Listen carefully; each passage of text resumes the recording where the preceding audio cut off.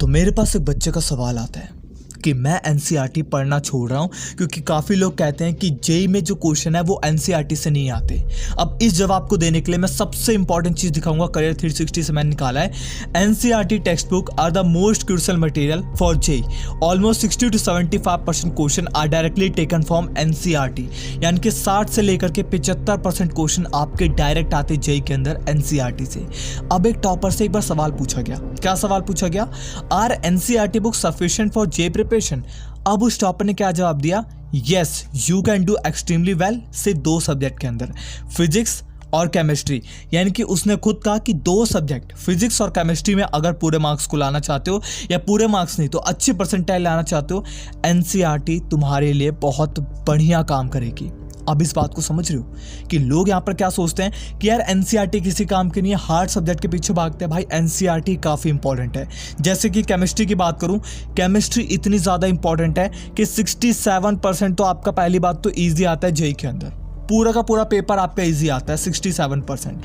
31% medium, जो NCERT की हल्की सी लैंग्वेज को चेंज करता है, हल्की सी लैंग्वेज को। यानी कि अगर तुम अच्छे से मेहनत करो तो इन दोनों को ऐड करके पूरे मार्क्स ला सकते हो। ये बचे हुए सिर्फ 2% में तुम्हारा मार्क्स कट सकता है, यानी कि 98% पूरी केमिस्ट्री तुम्हारी कंप्लीट हो जाएगी अगर तुम एनसीईआरटी को अच्छे से कर लो। एनसीईआरटी करनी काफ़ी इंपॉर्टेंट है। बच्चों को क्या लगता है यार एनसीईआरटी किताब है, ठीक नहीं होगी। काफ़ी लोग बोलते हैं। भाई मैं सच बताऊं, अगर ये एनसीईआरटी तुम्हारी मेन किताब नहीं होती ना, मेन टेक्स्ट बुक नहीं होती ना सीबीएसई की तरफ से या फिर हर बोर्ड की तरफ से, ये एनसीईआरटी को सब लोग रेकमेंड करते, सब कहते हैं भाई एक पब्लिकेशन है एनसीईआरटी करके, उस पब्लिकेशन की ना फिजिक्स वाली किताब को ले लेना, सब रेकमेंड करते हैं ऐसे कहकर। लेकिन एनसीईआरटी क्या सरकारी किताब बन गई है तो उसकी कोई कीमत नहीं करता। सबसे इंपॉर्टेंट बता रहा हूँ तुम्हें। इसके बाद बात करूँ तुम्हारी फिजिक्स की, 59% तुम्हारा इजी वाला पार्ट आता है पूरी जेई के अंदर, 39% तुम्हारा मीडियम वाला पार्ट आता है, 2% इसके अंदर भी तुम्हारा हार्ड वाला पार्ट होता है। अब तुम्हें एक काफ़ी इंपॉर्टेंट इन्फॉर्मेशन देने जा रहा हूँ, इसको ध्यान से सुनना। यहाँ पर मैं कलर भी चेंज कर लूँ इसका, नहीं तो समझ में नहीं आएगा।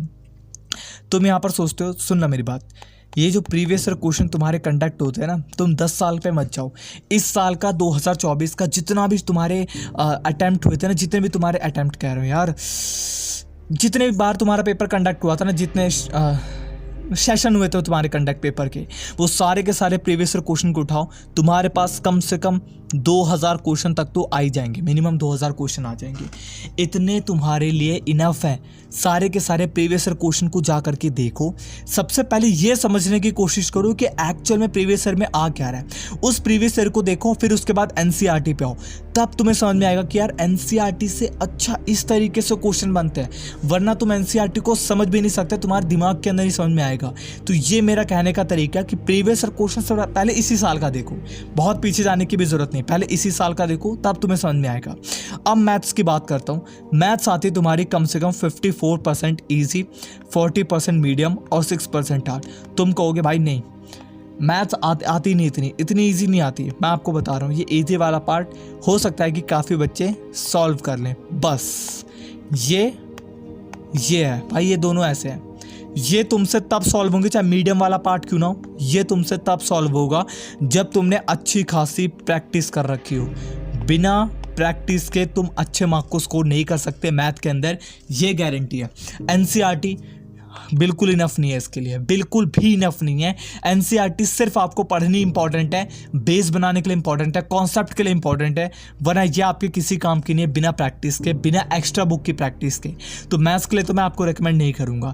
अब मैं आता हूँ काफ़ी इंपॉर्टेंट चीज़ पे कि एनसीईआरटी बेस्ड क्वेश्चन आपकी जो हर एक सब्जेक्ट है उसमें कितने तक आ सकते हैं।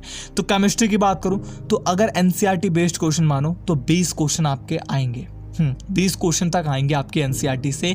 डायरेक्ट ही होते हैं वो, लेकिन एनसीईआरटी बच्चों के अच्छे से कंप्लीट नहीं होती, वो मस्त वाले अच्छी तरीके से, जिसकी वजह से ये 20 क्वेश्चन भी अच्छे से कंप्लीट नहीं होते। मैथ्स में आपके कम से कम 15 क्वेश्चन एनसीईआरटी नहीं तो कॉन्सेप्ट बेस तो आपके लड़ जाएंगे, 15 क्वेश्चन तो लड़ जाएंगे। तुम अगर अच्छे से एनसीईआरटी भी एक बार कंप्लीट करो, फिर उसके बाद क्वेश्चन की प्रैक्टिस करो, 15 क्वेश्चन तो तुम्हारी एनसीईआरटी वाले होंगे। इससे ज़्यादा क्वेश्चन भी तुम सॉल्व कर लोगे अगर तुम एक्स्ट्रा किताबों को सॉल्व करके आते हो।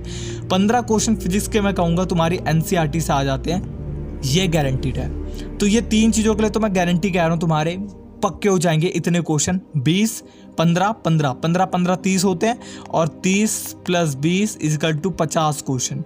50 क्वेश्चन तुम अपने एग्जाम में पूरे मार्क को लेकर गया, 50 क्वेश्चन पूरे कर सकते हो। बहुत अच्छी खासी परसेंटाइल तुम्हारी बन सकती है यार।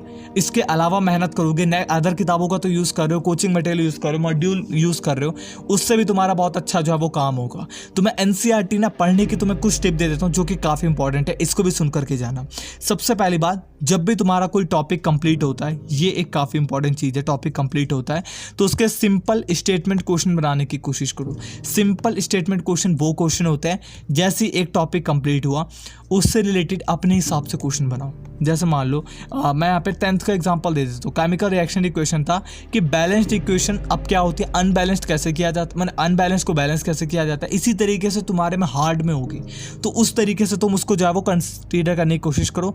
हर चीज़ लगा के देखो, हाउ, वाई, व्हेन, व्हाट, जितने भी टाइप के क्वेश्चन लगा सकते हो अपने हिसाब से बनाने की कोशिश करो उस टॉपिक के, और उसको फिर अपने आप से सॉल्व करो। ठीक है। इसके बाद डायरेक्ट कॉन्सेप्ट बेस्ड क्वेश्चन, उसके अंदर तुम्हें दिए हुए क्वेश्चन होंगे जो कॉन्सेप्ट से रिलेटेड होंगे, उनको सॉल्व करो। सबसे पहले अपने हिसाब से क्वेश्चन को खुद बनाओ और खुद ही सॉल्व करो। जैसे मान लो why this happen, what are the main thing, मतलब अपने हिसाब से बनाने की कोशिश करो। इसके बाद है तुम्हारा थर्ड, फॉर्मूला बेस्ड क्वेश्चन। नहीं मिल रहे, ज़बरदस्ती नई किताबों को ढूंढो, एक्स्ट्रा किताबों को सॉल्व करो और उसी कॉन्सेप्ट के जो फॉर्मूला अगर होते हैं उस फॉर्मूला से रिलेटेड क्वेश्चन को सॉल्व करने की कोशिश करो। इसके बाद सम डाटा बेस्ड क्वेश्चन, कुछ डाटा अगर आपको दिया जाता है, कुछ प्रकार के होते हैं चीज़ें, उसके डाटा बेस्ड क्वेश्चन बनाने की कोशिश करो। इसके बाद डायरेक्ट आपके जो ग्राफ और डायग्राम वाले क्वेश्चन है उसको क्वेश्चन सॉल्व करने की कोशिश करो। इतना अगर तुम कर लेते हो, मैं गारंटी के साथ करो तो अपनी एनसीईआरटी को फोड़ के नहीं फाड़ करके आओगे। अब इसके बाद अर्जेंट टिप है जो बच्चे यहाँ तक रुके होंगे। भाई देखो, सबसे पहली बात है कंप्लीट अपनी एनसीईआरटी करो। मैं तुम्हें पक्का कह रहा हूँ तो बहुत अच्छी परसेंटाइल बना लोगे। मना करने का नहीं कह रहा कि एक्स्ट्रा किताबों का यूज़ नहीं लगेगा, लगेगा। लेकिन अगर तुम ये सोचो कि यार मैं तो कूल बनूंगा, मैं तो कूल लोगों की सुनता हूँ, मैं एनसीईआरटी तो नहीं करूँगा, मत करना, तुम्हारी मर्जी पर डिपेंड करता है। ऑल ग्राफ एंड डायग्राम सबको सॉल्व करने की ज़रूरत है। फॉर्मूला और इंपॉर्टेंट टॉपिक्स देख करके जाना, और इंपॉर्टेंट टॉपिक्स के ऊपर वीडियो आएगी जो अर्जेंट इंपॉर्टेंट होंगे, मैं उन्हीं को इंक्लूड करूंगा। तब तक के लिए धन्यवाद आप सभी का, आप यहाँ तक आए। ऐसे और वीडियोस के लिए प्लीज़ चैनल को